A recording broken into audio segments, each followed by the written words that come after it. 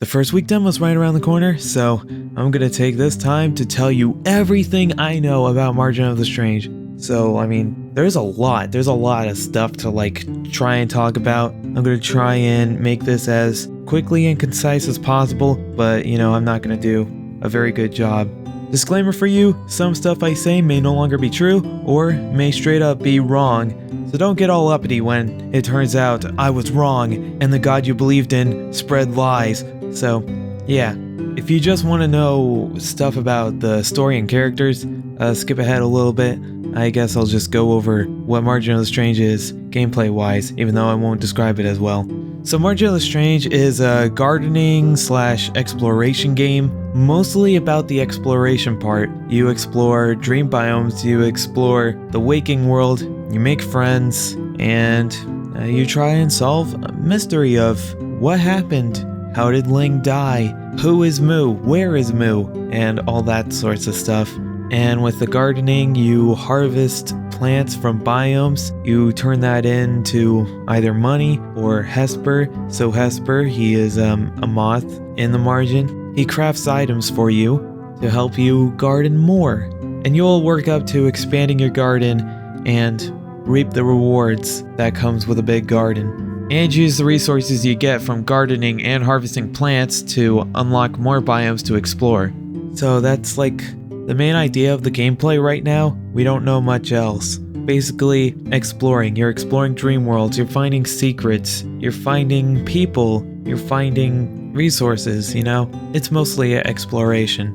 So if you've ever played Yume Nikki, it's like that.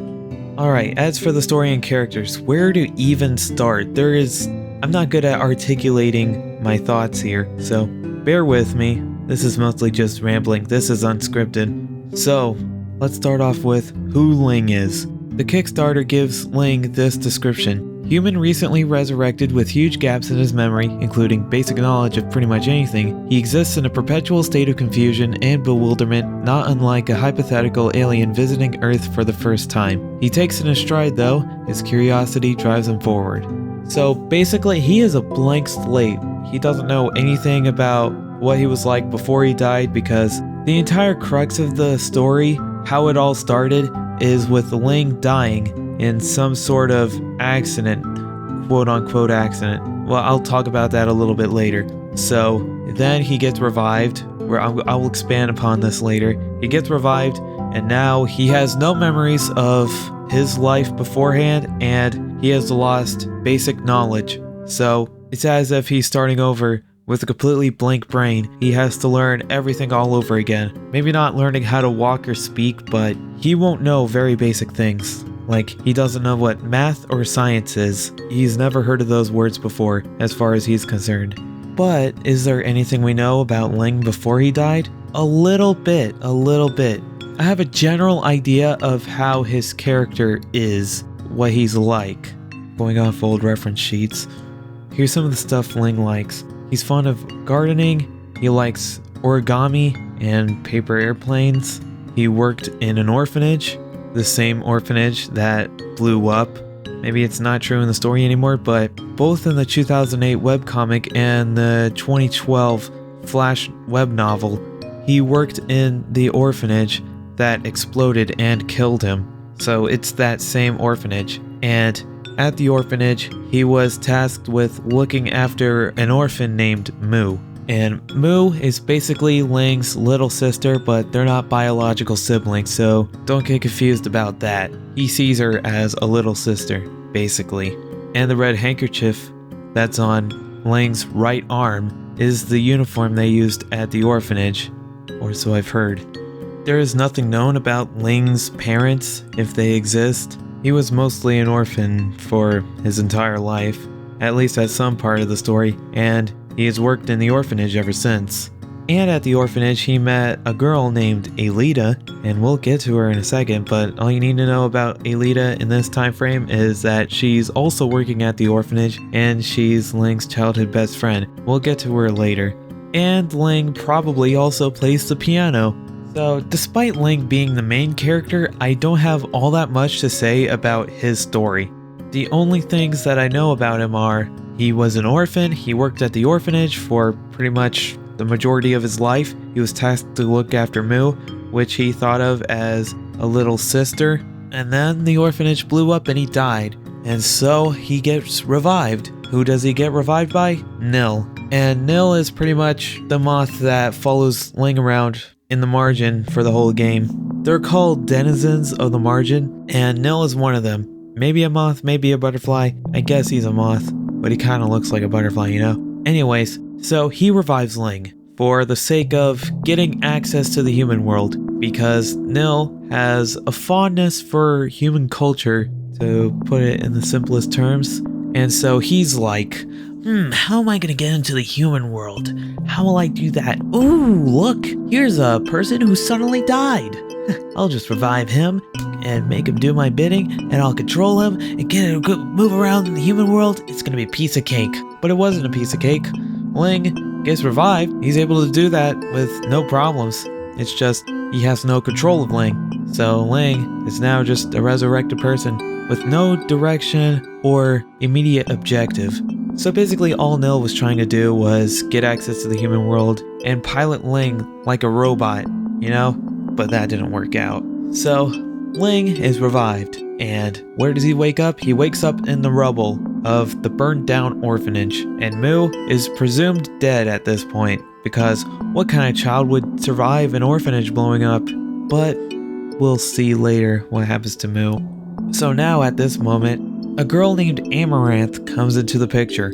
Amaranth is a teen genius, daughter of a man named Cecil, who works at the Windlock Institute as a butler for Cleon Windlock. And the Windlock Institute is like a research science facility, a hospital. It's a hospital. And Cleon Windlock, the owner of the Windlock Institute, is a researcher of the margin. And we'll get into that later, but they're a big science group. So Amaranth sees Ling in the rubble, and she's like, a new experiment. This will be fun. And so Amaranth takes Ling as an experiment to, I don't know, see what's up with Ling. He's a pretty interesting character to have been revived, so everyone's interested in that. Amaranth's description is, teen genius with a questionable sense of ethics, has tricked Ling into becoming her latest science project for an indefinite amount of time. Not that it was very hard to trick Ling, he doesn't even know what science is. So basically, she's ready to experiment on Ling and see what makes him tick. I don't know how to really describe Amaranth's character. The only thing I can describe her with is gaslight, gatekeep, girl boss. That is Amaranth in one sentence. I'm not good with describing her. I should know more about her, but I really don't. There isn't much to talk about her. She's had some old lore that she could talk to spirits, and her mere presence is able to diminish any mental illnesses towards the people around her. I don't know what to really make of that. I don't know if it's still true. Not sure. And Cecil is her father. Cecil he's one of the only other people that has a character bio on the Kickstarter page. It reads like this. Amaranth's very concerned father who begrudgingly puts up with her antics anyway. He will begrudgingly tolerate just about anyone, really. His straight-laced attitude and perfectionist tendencies mostly apply to just himself. His hobbies include folding laundry, cleaning the fridge, and organizing receipts. Maybe other things too if you ask him nicely about it. And that's what we know about Cecil. He's just the butler for the Windlock Institute, and that's pretty much it for him. Cleon Windlock, he's the head researcher of the Windlock Institute, and I'll get into this later, but he may be also working for a higher science organization that's researching the margin in of itself, or, quote, mental illnesses. So it's very vague. I don't know what's going on there, but there's probably a higher research organization above Cleon Windlock that he follows the orders of. We'll get into that later. All I need to know right now is Cleon Windlock, he dresses fancy, wears a top hat, he owns the Windlock Institute, he's got a collection of birds, and he has a son named Novel Windlock. Now, Novel Windlock is pretty much the stepbrother of Amaranth, their step-siblings, so Amaranth also lives at the Windlock Institute. Novel, he's a shy boy who wears a sailor outfit, or whatever you call that. He has a disease with his heart. Not too much is known about that, but I have theories. He likes birds, he likes feeding birds, he likes to draw mazes, and generally pretty unassuming character. You wouldn't think too much about him, but there's a little bit more to him. Because Novel, interestingly enough, is commonly depicted holding a scythe. Now, why is he holding a scythe? Could I tell you? No, not really. But what I do know is that he is implied to be evil or have some sort of evil counterpart if he's not fully evil. Something's up with him. We don't really know. So I have some theories. One, he could be possessed. This goes into a big rabbit hole for this diagram. This diagram depicts the combinations of having a body and a soul, or no body, no soul, multiple bodies, and multiple souls. It basically tells you that in this world, souls and bodies are separate things. They can be separated, and there is a lot of potential to mix them all up. So basically, you can combine no soul and a body. That's a clone or a template, and we'll get into that later. But I should tell you that this exists. You got no body, no soul doesn't exist, question mark. That's really interesting and brings up big question marks there. There's a rabbit hole to go down. There's a lot of mystery to be had here. You have one body, one soul, normal person. You have one body, multiple souls, parasitic situation. We'll get into that later. So basically, what you need to know is that there could be regular people, there can be ghosts in this world, there can be clones with no souls, you can have just empty bodies, and you can have multiple souls in one body. So keep that in mind. So basically, going into theories here, Novel may be infected with another soul apart from his own, or, he's a clone and he doesn't really have a soul, and that's why he's a little bit evil. Now, there isn't much evidence for Novel being a clone. You could just pretty much dismiss this as just a theory, but I want to believe it because of the one letter away from being an anagram of the other counterpart's name, like Imagigen and Isomn. Imagen looks to be a clone, and Novel and Cleon only have one letter away from each other, so that's why I bring it up and think of it. But another possibility is that Novel has at some point died, maybe due to his heart, maybe due to a heart disease, and he died there. So what happens in this universe, I believe, is that if you wanted access to the margin, you would have to have died first and then get revived by a moth from the margin. So one of the possible scenarios is that Novel died at some point, then got revived, and now he suffers the consequences of not having a healthy body. His heart still hinders him. He can't leave the Windlock Institute. Well, he can, but just very rarely. So he's pretty much bedridden or just, stays inside the Windlock Institute all day, pretty much every day. And in that case, why would Novel be evil then? Maybe it's because he has a moth infesting his body in a parasitic situation. Also, I should mention this before I forget. Ling and Nil, if Nil did take over Link's body, that would probably be a parasitic situation as well. Just wanted to make that out there. But it doesn't look like it's a parasitic situation yet, because Nil doesn't control Link's body yet. This other part of the diagram describes that ghosts don't survive long if they don't have a body, and that would lead to possession, also known as parasitic behavior, which allows the ghost to share a body with a normal person at the cost of that person's health and sanity, pretty much viewed as a life-threatening disease. There's no cure yet. Some studies are being done on templates, essentially cloned bodies with no souls. Maybe. So, this implies there are studies being done on clones, and there's a whole can of worms, because either I can attribute this to two theories. A parasitic behavior that could be happening to Novel, and that's why he has a disease and is terminally ill. That could be the reason, and it could also be the reason why he's sometimes depicted as being a little bit evil and carrying that scythe around. Or maybe Novel is just putting up a front and he's not being possessed by anything. As for the studies being done on clones, this goes for the theory that Novel is a clone and he's being experimented on to treat life-threatening diseases. Not sure. There is a lot in the air concerning Novel, but what we do know is that he most definitely has access to the margin. That implies he either died or he's been engineered to access the margin, which I don't think is that far-fetched of a theory, but some people would debate that. So that's pretty much all I got for Novel. He's either died, maybe possessed, or he's a clone, has no soul, but having no soul, or what's perceived to be no soul, carries a lot of problems and mysteries with that. So we don't really know. He has a mother named Moran in a coma. We don't really know much else past that. Maybe we'll see what that entails in the game's story. We don't really know.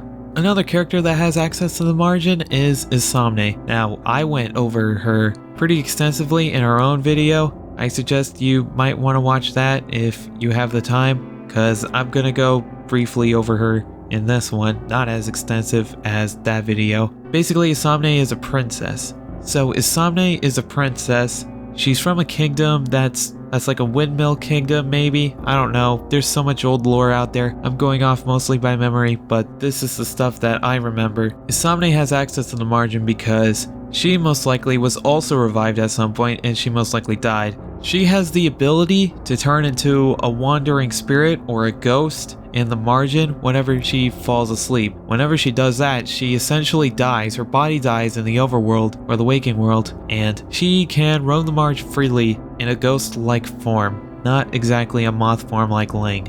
So Isomn died from some sort of head trauma or head injury, and it was an accident of some kind. Now, Isomn is the only character that we've seen a moth counterpart for, like Ling with Nil. We have seen a moth with diamond-shaped spots on its wings, and Isomn, who also had the same wings in at least one drawing. We don't know much outside of that. We do know that a moth must have revived Isomn at some point, and that's why now that she's alive, she has all sorts of problems. She also shows symptoms of having the same memory problems as Ling, but she might still remember her past before the incident, so it's not like a complete reset like Ling. She has some sort of short-term memory of some kind, and she has trouble remembering things that just happened. So she's not allowed to sleep. She's disallowed to sleep, otherwise she loses a little bit more time remaining on her lifespan, because each time she dies, or every time she goes to sleep, she dies a little bit more. So, can't go to sleep every night. She has to stay up for as long as she can. So she is drinking coffee 24/7, so she's a little bit crazy and sleep deprived. She also views chairs as a weapon and a utility for everything. She is crazy about numbers, and she's infatuated with time. Now, Isomn has a pretty interesting relationship with time because she is some sort of time traveler in some way. We don't know exactly how she is, but she is associated with time a lot. She can either manipulate time or traverse time, some sort of thing. We don't really know. She's associated with hourglasses. We have this one sketch of an hourglass in the margin, and she's there in her ghost form. She's ghost form all the time in the margin. And she might be able to use the margin as some sort of bridge between different times, because it has been said that the margin has a weird relationship with time, and it doesn't work quite the way you expect. We don't really know how it works yet because the game isn't out and we haven't even played the demo, so I guess we'll see. So Isomn might be from a windmill kingdom. We don't really know. She is the princess. She's a descendant of royalty, so her father is a king, her mother is a queen, and she has a pet dog named Moriarty. I don't know if Moriarty is still around, but yeah. So we don't really know what caused Isomn to die exactly. It could have been a train running backwards, for all we know. One theory I have at the moment is because of the journey she took. The journey no one knows but you. There's a series of pictures, and she's sailing across the ocean on an umbrella with Moriarty. Now, maybe the accident could have happened because of that, or it could have happened after her accident, though it doesn't seem likely. The accident that caused her to die might have been because of the journey no one knows but you. So maybe she's presumed dead back in her home. We don't really know. It could have been because the journey no one knows but you, they didn't have the scar on her head, which she has. She has a scar underneath her hat. That's why she wears it, to hide the scar from her head injury that killed her. I'm not sure. It could have been because of that. That could have been the accident that killed her. So for the sake of this, let's believe that she did die because she sailed across the ocean. Why did she leave her kingdom? We don't know. And so there's going to be people looking for her or coming after her. It's been said that Isomn has people coming after her to capture her. It could be the people from her kingdom trying to get her back. I'm not sure. It could be Imogen. and Alita, because Imogen and Alita, I believe, are working together for the science organization, which I haven't gotten into yet. Basically, whatever the case may be, she ends up at the Windlock Institute and they do research on her and keep her alive for as long as possible because it doesn't help anyone for having a corpse lying around, which she sometimes is. So we believe that Isomn got revived, and coming from that, Imogen somehow gets cloned from Isomn. I would say it's pretty clear that Imogen is some sort of clone of Isomn because Isomn says, well, you shouldn't even exist. What are you? And Imogen clearly believes she is distinct from Isomn. So she kind of got revived, and then a new person came out of this, a clone, a template, whatever you want to call it. She has no memories, probably. It doesn't seem like it. It seems to me that Imogen is her own person. She retains no memories from Isomn, so she doesn't remember from before the moment of the cloning to her earlier life.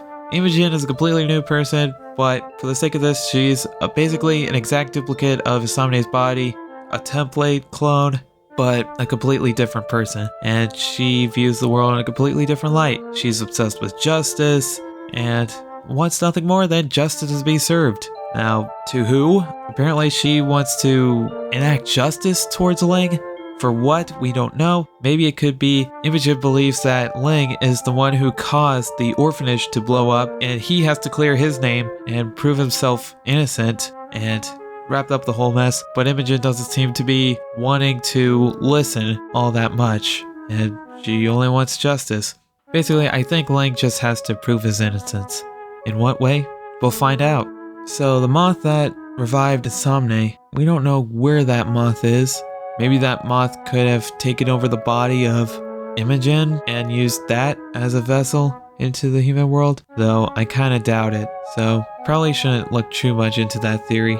So I think Imogen works with Alita for the research organization. I'll talk about Alita before I get into the whole organization. So Alita, she was Ling's childhood best friend, and she worked at the orphanage with Ling, and they're about the same age. And the reason she was at the orphanage was probably because it's been said that Alita's dad worked for the mafia or the mob. It's pretty crazy, and apparently Alita's dad was going to testify against the mob, but the mob killed her dad. So she stayed at the orphanage because, well, her dad died, and she worked at the orphanage for an indeterminate amount of time. We don't really know, but at some point Alita's mom found out that Alita was staying in the orphanage, so Alita's mom had to take her out and fly her back home. And so that's how Alita and Ling separated. Alita had to leave Ling at the orphanage, and Alita also has the red handkerchief. She leaves with that, and I believe that's her red bandana now, which is a great character detail if that's true. And so we don't really know if she remembers Ling at all. Probably. We'll see what happens with her. So here's some things about Alita. She likes singing. She's bad at it, really bad at it. She's a pirate. She loves pirates. She loves to go sailing out on a boat. She has a boat. And pretty much, stereotypical pirate. Think of a pirate, that's Alita right there. And so Alita, as a pirate or a sailor, works for quote-unquote Laurendale. Now, this stuff gets really crazy, and I don't know if this is true at all anymore, or I guess it could still somewhat be true, but we don't know about the character Laurendale. We haven't heard of Laurendale in 10 years? It's at least been 10 years since we've heard about Laurendale, so no idea if the character still exists, but basically Laurendale is the leader of a big research group, an underground research group that researches and studies the margin, or as it has been put, mental illnesses, which I guess implies that the margin is a mental illness of some sort. I don't really know. So basically, all you need to know is there's a big shadowy group of shadow people that run an organization. And it's pretty hush-hush secret, And they have their hands on a lot of influential researchers all around the world with their own research centers. One of them being Cleon Windlock. So Alita works as some sort of messenger between scientists, between, for example, Cleon Windlock and maybe another scientist in another country, maybe. And I believe she works alongside Imogen for that organization.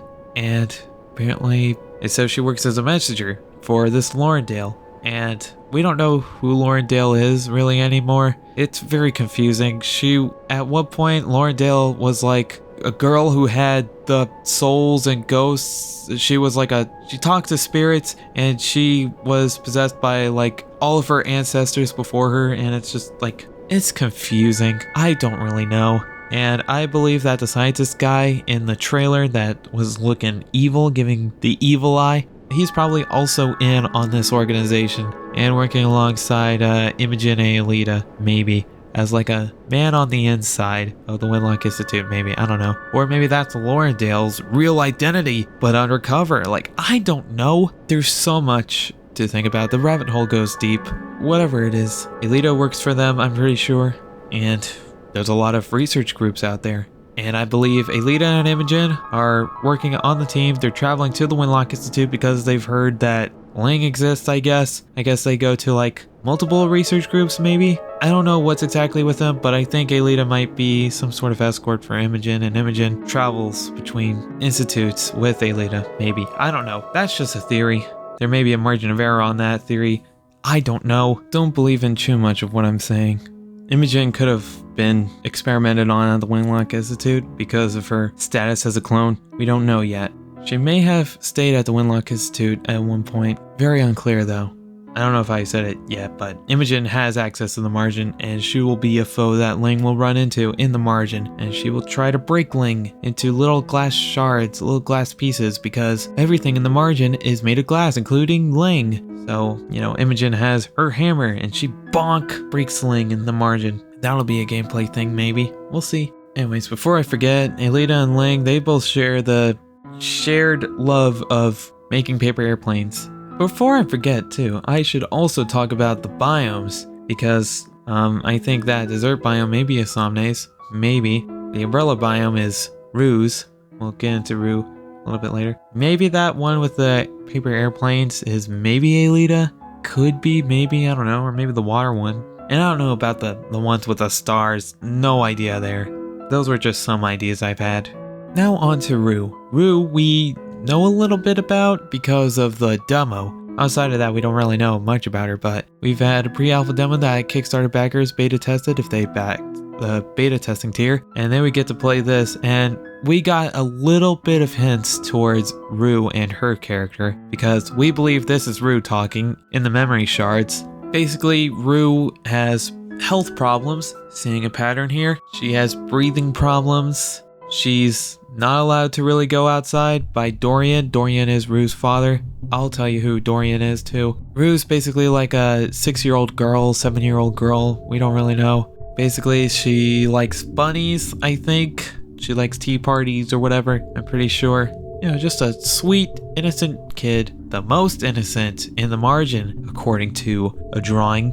And I guess she likes snails, flowers maybe. I don't know, I'm going off by memory here. Basically, she probably has access to the margin. I would believe so. I would believe she has access to the margin, and she might be seeing the doctors at the Windlock Institute because of her breathing problems or health problems. We don't know the specifics, but Rue's definitely interesting. We'll see more of her and more of her biome. And whatever that strange machine is, I never talk about that machine. What is it? I have no theories on it. I have no idea. We'll see. We'll see what that machine is, I guess. Ooh.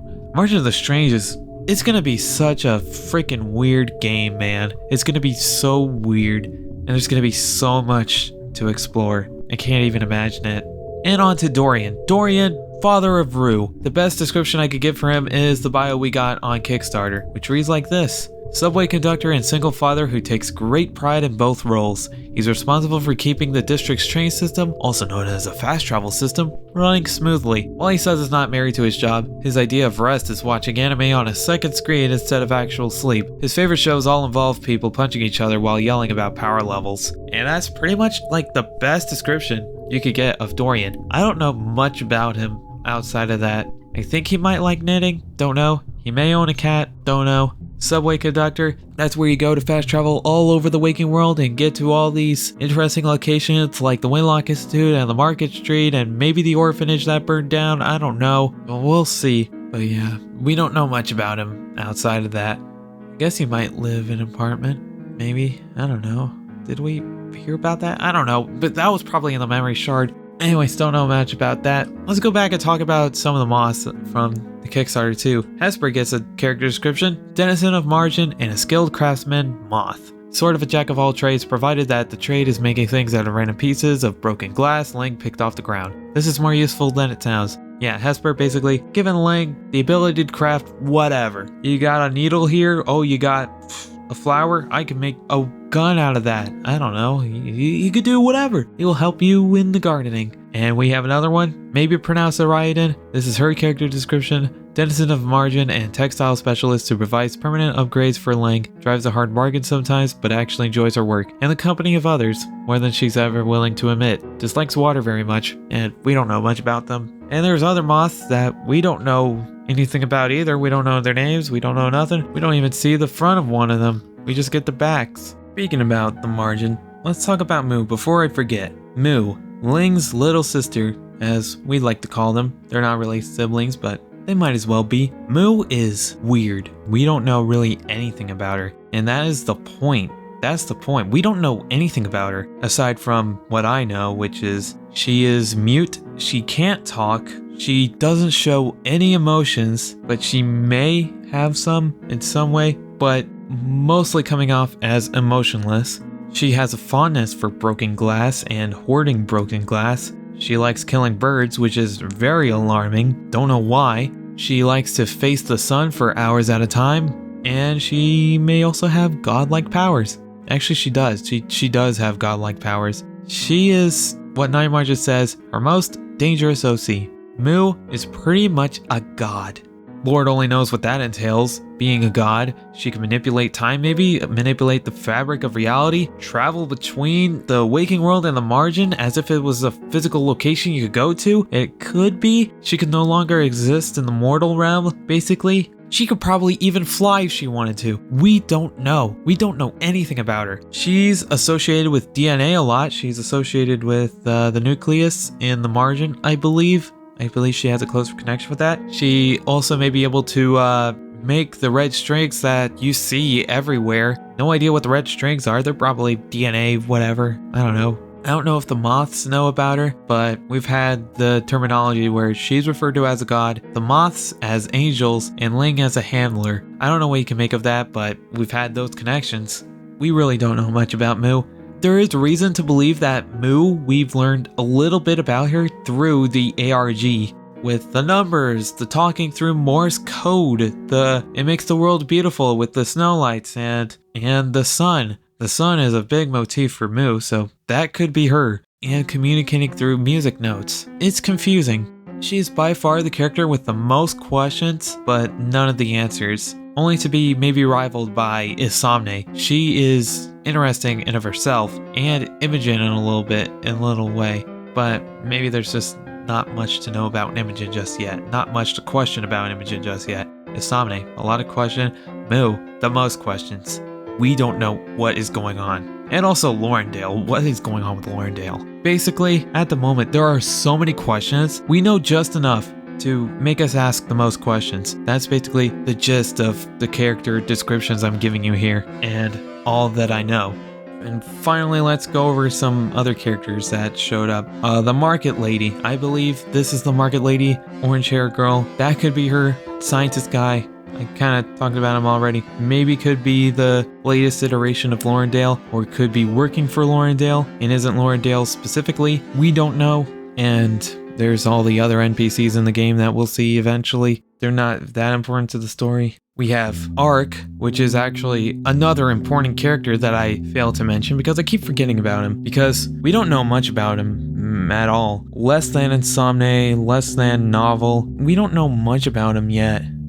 In the latest iteration of Margin, he's some sort of hacker, apparently. Don't know much about that. His right eye is covered up, which is a character trait that he's had before he got entirely refreshed. He has blood vessels coming out of his right eye. No idea what's up with that. May have a strained relationship with his father. I don't know. I don't remember much about Ark. He likes puzzle cubes. He may need crutches to walk. I don't know much about him, but all you need to know is that there's something with his eye. Something isn't right. Anyways, I should talk about Ark way earlier. He was one of the 3 in that trailer.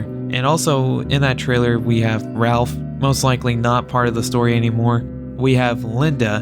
Linda, we don't know anything about. She has this thing for atonement. She has this thing with kites, and she may be the one giving Novel the scythe. I don't know at all what is going on with Linda. Nobody really knows. Not even this character description thing that has like almost every other character.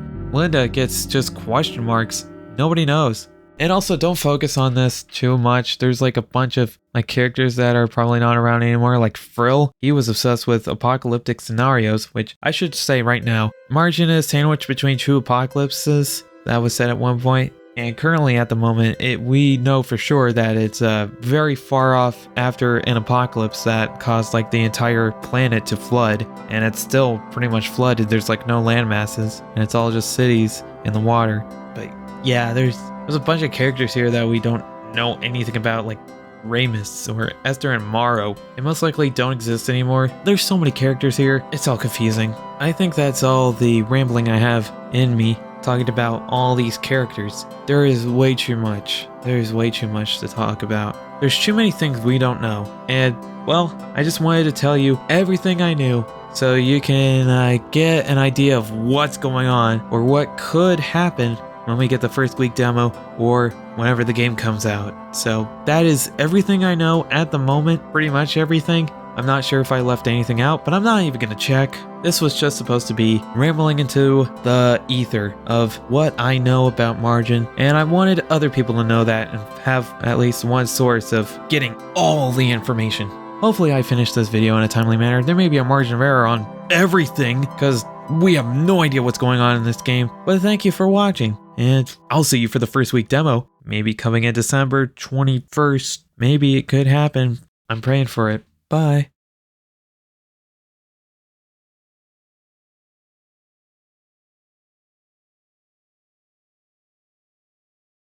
aahahhhh,